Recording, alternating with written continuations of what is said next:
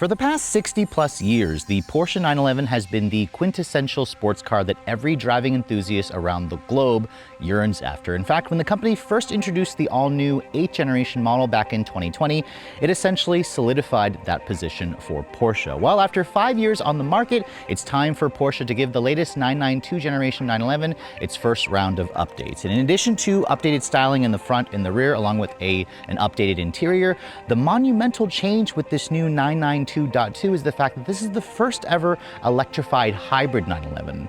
First introduced on this GTS trim here, it combines a 3.6 liter turbocharged flat six with a powerful electric motor that gives this GTS model the kind of acceleration that you typically associate with the much more powerful and expensive turbo models. So as you can see, this week we are testing out this 2025 911 Carrera 4 GTS-T hybrid painted in chalk. And the big question I want to answer, does this new 911 hybrid represent a monumental leap forward in the 911 history? Stay tuned to find out.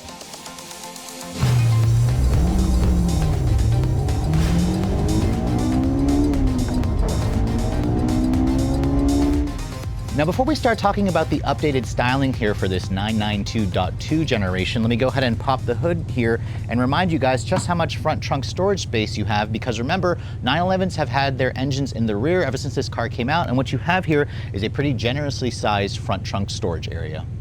Now, as you can see, even though this model is now a hybrid, the cargo space here hasn't really changed. You still have a pretty generous 4.8 cubic feet of storage space, although the one thing I am noticing is there was like a little net area here to the side on the 2022 model that I tested. That's been removed. Instead, you have, it looks like, an air compressor. There's a light in here along with an emergency release, but this is actually pretty good at carrying two 21-inch roller bags, so that's great if you guys need to make a weekend trip.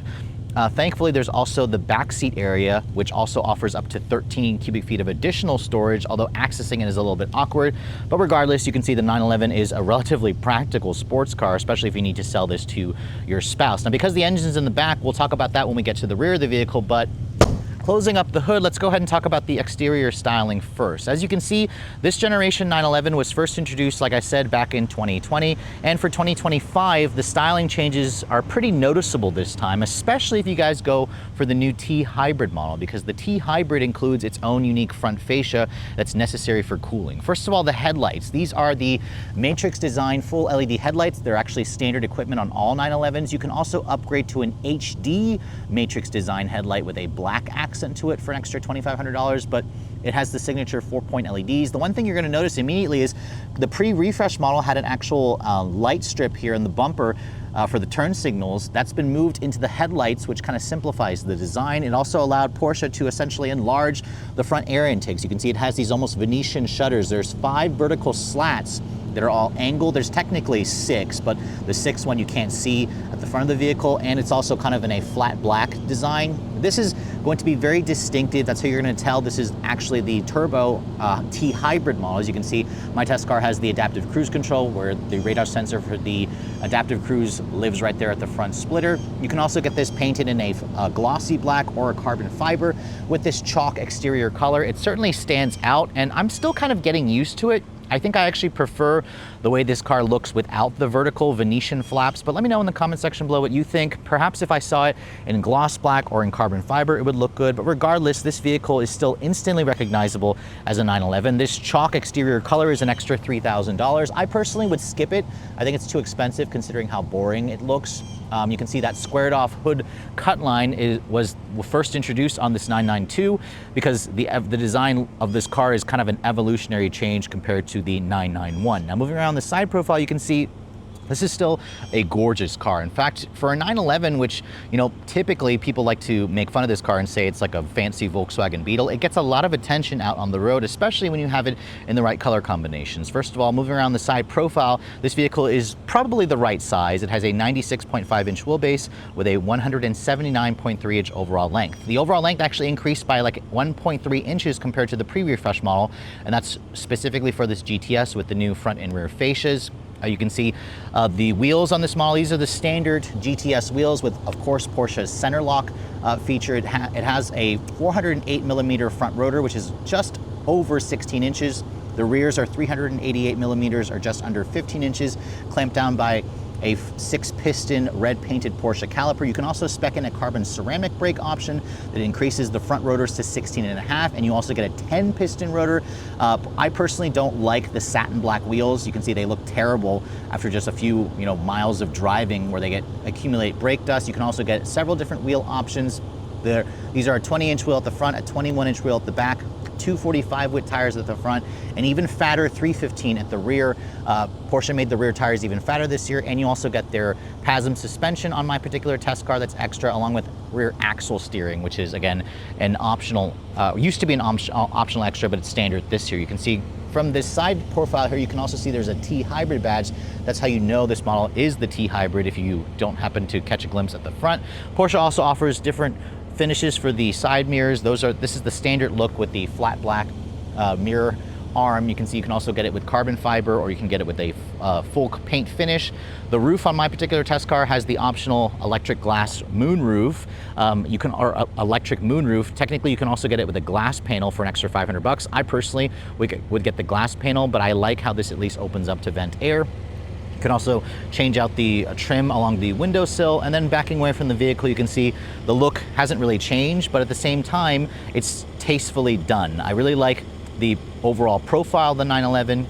This is a vehicle that is iconic for Porsche, as you guys know. And then moving over to the rear, you can see the rear taillight design has also been updated. Previously, this little separate piece here, or this little piece here for the taillight, actually cut down into the bumper. Now it's kind of a completely smooth finish. You have the badging here in black, 911 Carrera 4 GTS. You can also delete that badging if you'd prefer. And then your only way to see the engine for this model is basically if you lift up this flap, which you technically can't even see the engine.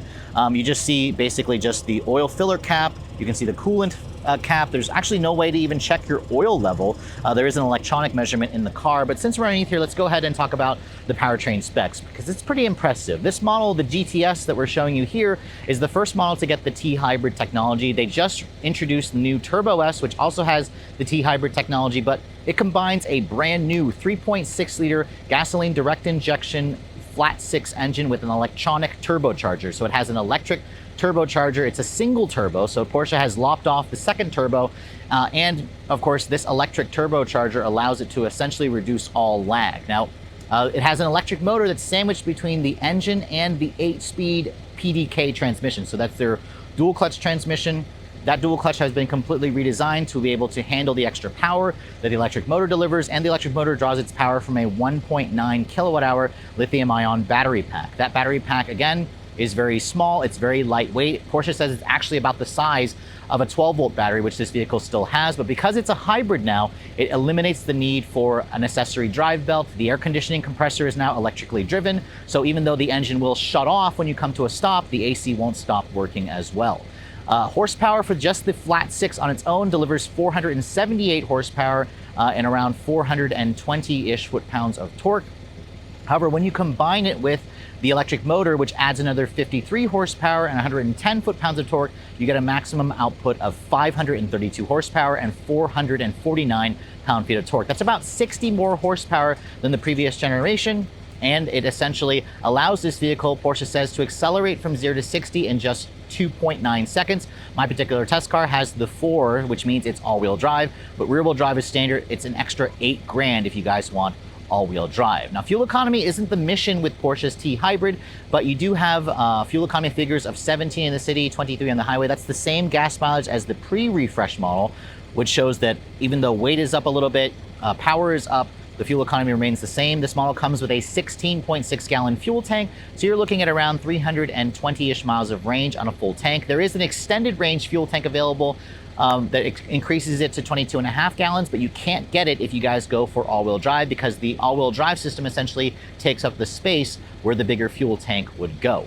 Top speed is 194 miles an hour, and as this model sits, it weighs in at around 3,600 pounds. So in general, the hybrid version of the 911 GTS only gained about 100 pounds when they added the actual, electric motors and the battery. So Porsche is a marvel of engineering, and the fact that they were able to package that in and keep the weight in check is just an incredible feet. Now, I also forgot to mention this little panel here is also a deployable spoiler. You can push a button on the dash that basically retracts it or deploys it. It certainly looks different with the spoiler up.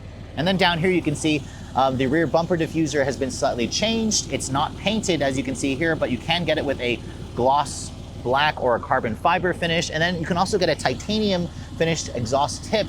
The sport exhaust is now standard on every GTS model, and it has a really nice sound from the enlarged engine. So let's go ahead and fire it up. You can hear how it sounds real quick.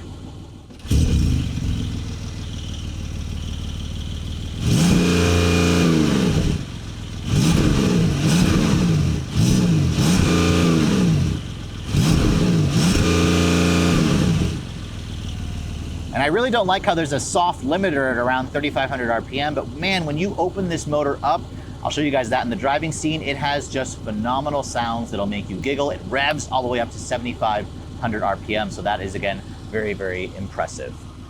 Now moving on to the interior of this updated 992.2 911, let's go ahead and talk about the key fob first. As you can see, Porsche is very proud of this key fob. This is their intelligent access key, which kind of looks like a car, which I actually really love the design. It feels high quality.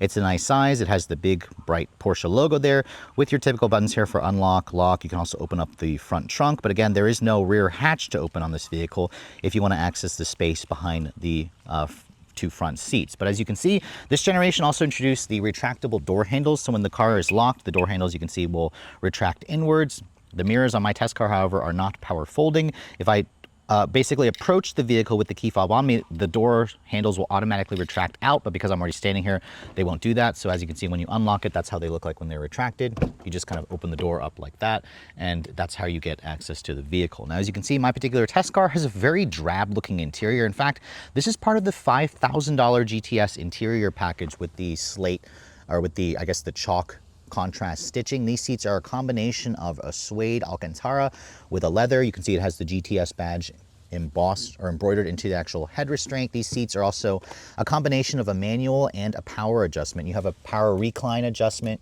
and you can also make the seat go up and down electrically. But if you want to move it forward, there's actually a manual lever there. These seats are also 3-level heated, but they're not ventilated. Again, for this price, for this much money, ventilated seats should be standard. It's an extra $740 if you guys want ventilated seats, which I find to just be an absolute insult. You can see the door panel materials with the interior package gets upgraded real leather with contrast stitching, real carbon fiber with this kind of matte black trim. You can also get this in like a silver trim if you'd like for the door handle, padded suede Alcantara here with the same kind of insert from the seat onto the door panels here with the contrast stitch. The window controls have that satisfying high quality clicky feel that you expect from a Porsche. Down here, it's also hard or soft touch plastic.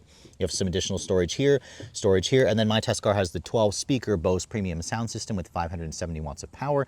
It's included when you guys go for the premium package. You can also get a 13 speaker Burmester sound system with like 900-ish watts of power for an extra $5,000. Now, stepping inside, the 911 still has a very low step-in height, as you'd expect for a sports car. As I shut the door has a pretty solid sounding thunk. And then once you're inside the vehicle with the key fob on, it actually automatically starts up. But if you want to actually turn it on, you have to put your foot on the brake, and then check this out, guys. Start stop button now. So Porsche has gotten rid of the actual twist key thing.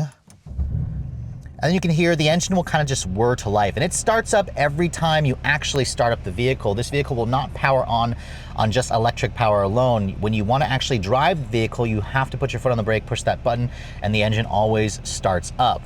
So that's kind of, a nice reminder that this is a 911. But I also miss that traditional starter noise that the pre-refresh or the non-hybrid models give you. Now, as you can see, the other big change is this new instrument panel. This is a 12.6-inch fully digital instrument cluster. So previously you had an analog centrally mounted tach with two 7-inch displays flanking the side of the tachometer. So now again, it has a fully digital cluster along with a standard 10.9-inch center display that also houses their latest Porsche Connected Services software with wireless Apple CarPlay and Android Auto. So that hasn't really changed. You cannot get the passenger screen on a 911 like you can in some other Porsche models.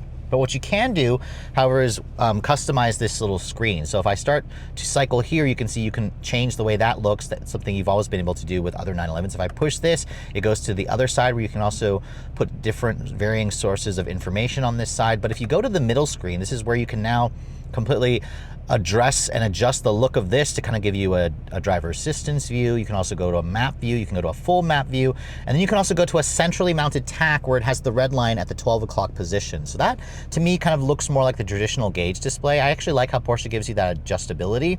But in general, it certainly is going to be a change, especially if you guys are used to the analog tack that you essentially couldn't adjust. But this is kind of a much more modern interpretation.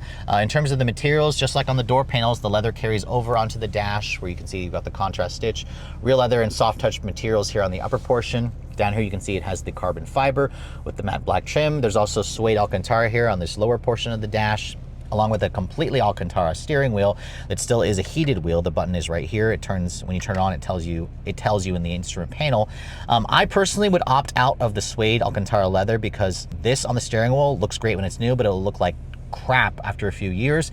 Thankfully, for no charge extra, you can spec in actual leather here. The wheel itself is a manual tilt telescoping adjustment, which you can get a power tilt telescoping wheel if you get the full power seats with memory function, which would include that memory function buttons here, but my test car again is missing that. Again, the mirrors, they are electrically folding. You can push a button there and they will actually power fold in, but for some reason my test car has that feature turned off, which now for some reason I can't get it to unfold. There it goes, it just is a little bit of a delay. You have your drive mode selector here. That's for the sport response button that gives you 10 seconds of overboost. But if you start fiddling around with the drive mode, there's basically 4 modes, including a Sport Plus and a new wet mode that was introduced for this generation, where it has sensors that automatically will detect if you're running over water. When you put it into Sport Plus, the exhaust baffles really open up, and it sounds good, but again, I really don't like how the limiter is so low. I guess Porsche is just trying to be considerate of neighbors where you're not going to be revving the crap out of the engine. Now you can see there's also carbon fiber here on the steering wheel. This is technically the GT steering wheel with more carbon fiber here. You have buttons here to control the audio controls over here, and your cruise control is over here along with the adaptive cruise control. All the switchgear feels pretty high quality, and then over here you can see this is Porsche's latest infotainment system. It also includes an ionizer that helps to clean out the air, of course, along with built-in GPS. Going to the car icon here, you can adjust the drive mode selector here, kind of go to a custom mode, of course. And I also really like the graphics, all the additional colors, and how, you know, really nice it looks. It looks very modern as well. You can also adjust the ambient lighting. You can see the engine actually just shut off there because it's using the battery to essentially power the vehicle, and the AC stays on. So I love the fact that the AC stays on, and that's because it doesn't have a separate accessory drive belt. The air conditioning compressor is now completely electrically assistant. There's ambient lighting in this vehicle. It's part of that premium package that allows you to change it to multi-colors. You can also see the air vents are traditional. The front axle lift system, if I push that, it'll actually raise the vehicle up 1.5 inches, which is good to help clear the nose of the vehicle if you're coming into a driveway, for example. Then you can also save it so it remembers where you are, and it'll automatically lift it, so you don't actually have to do that. You can see this is for the adaptive suspension. You can go to a stiffer setting or a comfort setting. That's for the sport exhaust. Stability control off. You've got dual zone climate, of course. You've got still a knob here for the audio controls and for the tuning. I like the satisfying clicky noise it makes. I don't love the piano black plastic here, but this is for the shifter. This is to control the 8-speed PDK. You can see once I put it into drive, the engine comes back on automatically. There's your backup camera or full 360 camera with trajectory, parking sensors, distance markers, cross traffic braking, and automatic parallel parking feature, which is kind of unexpected. Why would you need that in a vehicle like this? I just don't think you would. I don't love this razor blade shifter here, but you can get this in aluminum if you'd like, along with the pedals being in full aluminum. Push the P button to go into park, in addition to using the paddles there to control the gear selector. You can see this is for your sunroof. You basically pull that, you can see it has just the suede Alcantara. It opens up to vent air. I personally would spend the extra $500 to get the glass panel. You can also just tilt it if you'd like. Your heated seats are here. Again, 3 levels. If you have cooled seats, you'll have a separate button here for the ventilated seats. Carbon fiber here for the cup holder. If you want, you can also pull this out to clean out the area here, along with an electronic parking brake. You have suede Alcantara here, and you can see, open that up. You have a new wireless phone charging pad, which is vented. You can see there's the little vents for it. It now supplies up to 15 watts of power. Your USB-C ports are located in here. I actually think Porsche should reposition the USB-Cs somewhere here as opposed to in the center console. This is also nice and padded, like I mentioned. The seats are pretty comfortable and supportive, but I personally would go for a much brighter color than this interior color. You can get basically any color that you like if you're willing to pay extra for it. The glove compartment, you can see, is damped and lined with felt. It's a pretty decent size. There's also an additional cup holder here for the passenger side, which is also covered in suede on the outside there, which is pretty nice. And then you can see behind me, this is how you access the space back here, which is 13 cubic feet of space. Porsche removed the standard rear seats, but you can add them back in at no extra charge to keep the weight in check. I personally would, because while this is nice to have all this additional storage, you can't actually open up that rear glass to access it, so it's kind of an awkward use to get from the passenger side or from the front door area. But overall, the interior is essentially pretty similar. Aside from the new start-stop button and the all-digital display, this really hasn't changed much from the pre-refresh model. And I really recommend, if you guys are going to get this car, get it with a much more interesting color. This black is just very, very drab. So the world has been waiting quite a long time for Porsche to finally pull the trigger and give us a hybridized Porsche 911. This has been, again, a long time coming, and I am very excited to be spending a full week with the GTS model, the first 911 hybrid. The company just revealed the 911 Turbo S with the same T hybrid powertrain, with the wick turned up to 700 horsepower, but this model has a more modest 532, which I call BS on that number. Porsche and so many other German brands tends to be conservative and they underrate their powertrains. I wouldn't be surprised if this is probably making, 532 horsepower at the wheels as opposed to at the crank. But regardless, Porsche says this model with the standard 8-speed PDK can hit 60 miles an hour in 2.9 seconds. I got 2.9 seconds in the 2022 model year, which had 60 less horsepower than this car. So I'm expecting this car to be much, much faster. So we're on our usual stretch of road here. Let's go ahead and see what we can get 0 to 60 wise, shall we? Now, to get the best run, it's really simple in a Porsche. You just put it into Sport Plus mode, which will automatically activate the launch control function as long as you brake torque the vehicle. So the vehicle is in Sport Plus. We've got a really straight road here. We're gonna brake torque it, launch control activated. Oh! Holy smokes! 2.7 seconds there, and that stretch there is actually more slightly uphill. So I wouldn't be surprised if this car is closer to 2.5 seconds. And what's so shocking, no pun intended, about the hybrid powertrain is the way it delivers the power, because the turbocharger in this vehicle is now electrical, so it doesn't really need the exhaust gases to spool up. At the same time, it draws its power from that 1.9 kilowatt hour battery pack. The electric motor between the transmission and engine is basically adding that assist as well, but at the same time, the engine is bigger, so listen to this. Woo! Oh my God, it sounds so good. Oh. Oh. It just wants to keep revving and revving, and I could just listen to this engine in that perfect PDK all day long. This is incredible. I didn't think that Porsche could make their internal combustion engine better, but they definitely did. I mean, this is their first stab at a hybrid powertrain, and I am shocked, blown away by how seamless I can't even talk right. The transaction is between gas and electric. It's just so smooth, so intuitive, so responsive. And then the PDK just reads your mind. It's actually really good at just tootling around town. But at the same time, it also is so fast to shift. I'm shocked. I'm simply just in awe. And because it's all-wheel drive, it just puts the power down so easily. There is no wheel spin whatsoever, and it just has grip, and grip for days. At the same time, though, I have it in Sport Plus. The ride isn't as horrible as I thought it was going to be. Now, this road right here is terrible. They just did some reconstruction here, but at the same time, it rides better than the last 911 GTS that I drove. So I'm pretty pleased with how much of an improvement Porsche did and on their end there with the ride quality. Let's try one more time here. It's straight and it's level. Oh! Oh! 2.75 seconds there.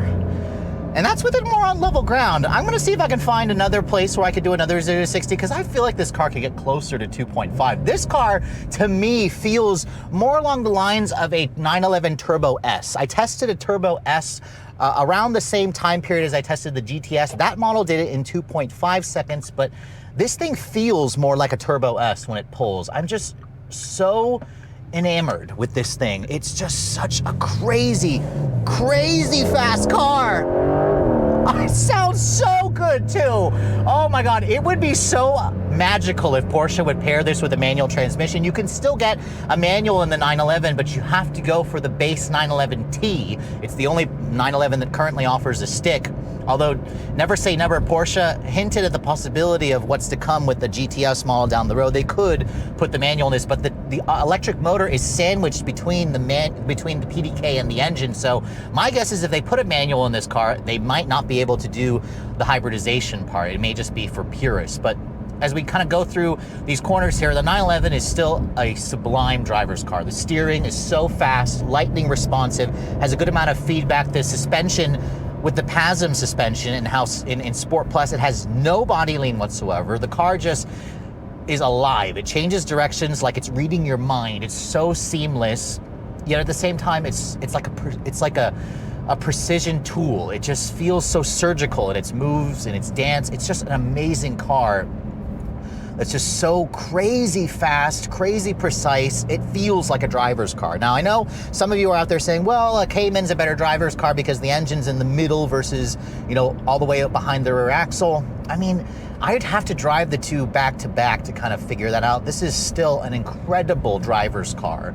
It's no wonder that people just compare the 911 constantly to the rest of the competitors. This is the class standard, of course, the standard of the world. And then in terms of fuel efficiency, Porsche says this this vehicle that I'm driving is rated at 1723. Yet I was getting, which is actually the same MPG as the previous generation or the pre-refresh model without the hybrid, I was getting around 16 in mixed driving. Now, what I loved about this car is when you put it into normal, the engine will shut off, and it does that every time. When it's in Sport or Sport Plus, however, it won't do that because it's trying to give you maximum power, obviously. But at the same time, I like how it does that because when you're stopped in stop-and-go traffic, that's kind of where you want the engine to shut off because you want it to essentially help save you fuel, so you're not wasting that fuel. But here, let's try another 0 to 60 run here. We have another straight stretch of road. Brake torque it. So easy. Oh, listen to that car. 2.73 there. That's with it, again, on level surface. So I'm actually surprised it's not a little bit faster versus when I tested it back there when it was on a slightly uphill curve, but we'll take that time. 2.7 is still absolutely ballistic, and I absolutely adore this car. I can't believe how much better this 3.6 sounds, how much more torque it has, how much more off-the-line feel it has. It just feels so seamless in its delivery. You'd never even know it's a hybrid other than when you basically go into its normal mode here, the exhaust quiets down, and the car just kind of settles into this like easy to drive demeanor. And then when you come to a stop, it basically will shut off, and that's kind of the only indication that it's a hybrid, along with some of the gauges that it shows you here and there that, you know, it's shutting off the powertrain or that it's providing electrical assistance. So that's the other, your other indication. I'm gonna just come to a stop here and show you guys really quick that what it does, but you can see when I stop, the engine will shut off there. And then when I lift off the brake, it just will seamlessly restart. So that, level of transition that it does on their first try is just miraculous to me. I mean, but Porsche, they're a German car company. They are all about engineering excellence, so that doesn't surprise me whatsoever. Now, the rest of this car, you can see the all-digital display is certainly going to be a different change versus the analog display you had there. You have wireless CarPlay and Android Auto, which, as you can see, Porsche's display works pretty nicely with CarPlay. No passenger display on this particular model. Actually, I don't think Porsche offers it on the 911, if I remember correctly. And visibility is easy to see out of for the front, the rear, and the sides. No digital camera or mirror on this vehicle. And then you can also get Porsche's innovation, or adaptive cruise control innovation drive with lane keep assist. My test car is missing that additional extra, however. But, I mean, overall, build quality is impressive. I didn't hear a single squeak and rattle in this car.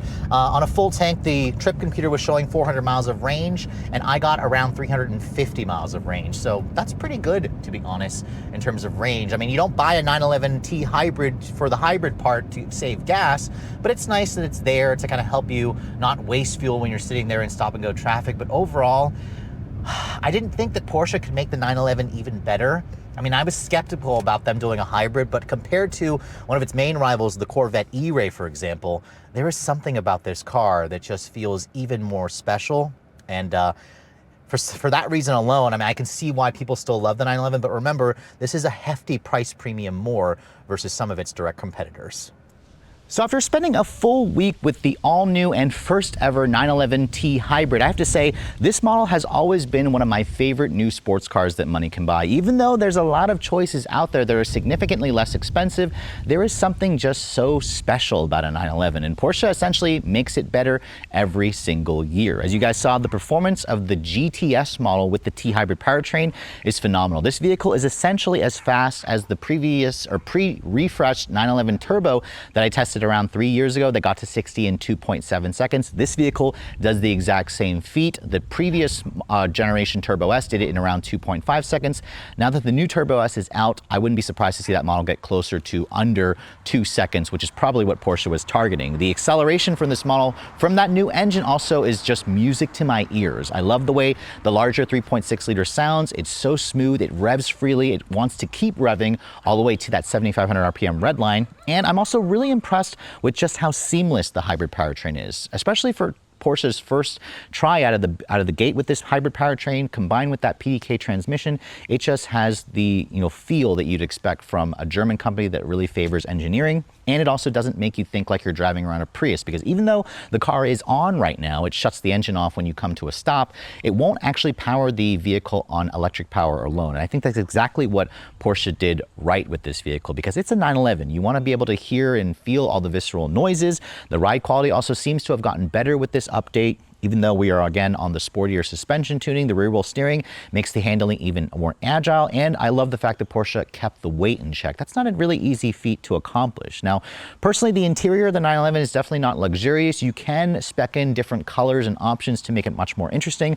This particular spec here is just very drab. I personally wouldn't choose it myself. I would go for a much brighter color. But in general, the seats remain comfortable. There's plenty of interior space. Fuel efficiency also wasn't too bad, considering how much performance this vehicle has. That's not the main mission of a 911, but it's nice to see that you got all this additional power and performance and no sacrifice in the efficiency of the previous model. And I personally would add the rear seats back in, which is a free charge, because I just don't like the way it looks without the back seats. It makes the interior feel even more Spartan than I would want it to, especially given the price tag. And that's kind of where the 911 has gotten crazy expensive, because last year Porsche sold around 14,000 units, a little over 14,000 units. It actually represents nearly 20% of the total Porsche sales in America every year. So this is a very important model. It's their halo brand basically for Porsche. And pricing for the 2025 model has crept up to around $120,000 for the base Carrera, at around $8,000 if you guys want all-wheel drive, or if you want to step up to the T, it's like an extra $8,000 as well. A Carrera S is roughly around $15,000 more than the base, but this is kind of where the GTS model charges a whopping $20,000 more. So you're going to be spending around $164,000 basically for the GTS trim. Add again around $8,000 if you guys want all-wheel drive, bringing the base price of a GTS Carrera 4 that I'm showing you here to around $172,000. If I remember correctly, the GTS that I tested around 3 years ago, which was also a 4S, had an as-tested price of $172,000 or $170,000. So now basically the base price is $172,000. Plus the options that my test car here has, like the premium package, of course, like the interior GTS interior package, the chalk exterior color, the electric moonroof that doesn't even have the glass panel, with destination of $2,000. All in, my test car here is now $196,000. I know that's crazy money. That used to be, GT3 money, of course, or Turbo S money or Turbo money. So it's really kind of showing you how Porsche continues to make this car better, but they're also starting to charge you an arm and a leg, especially if you guys are, looking for the newest version, because I just saw for 2026, Porsche has increased the price of this vehicle by another $12,000. So a GTS Carrera 4 now starts at $185,000, which is kind of crazy how Porsche just the next year, without making any changes really, increased the price by over $10,000. But hey, it's a 911. Porsche people are going to pay that for this vehicle because, it's a Porsche 911. That's just kind of what easily sells it, but it also has the performance to kind of back that up. Competitors, there are definitely a lot of competitors out there. A Corvette E-Ray is going to cost you around $70,000 less, and it's a very tempting proposition. Even the Mercedes AMG GT two-door, you can get into the 63 model with its twin-turbo V8 and 577 horsepower for around $180,000. So in reality, there are a lot of good choices out there, but as long as you guys can stomach the increase in the price, and its higher price tag versus a lot of its rivals, the 911 with the new T hybrid powertrain definitely carries the torch forward, especially as we go into the electrified era. But with all that said, hope you guys have enjoyed my full detailed overview on the brand new 2025 Porsche 911 Carrera 4 GTS T hybrid. If you're also looking to see the latest cars I'm testing, be sure to follow me on Instagram at redline_reviews, like us on Facebook, and as always guys, please keep subscribing to the Redline Reviews YouTube channel for all the latest reviews. Thank you so much for watching. I'll catch you all in the next video.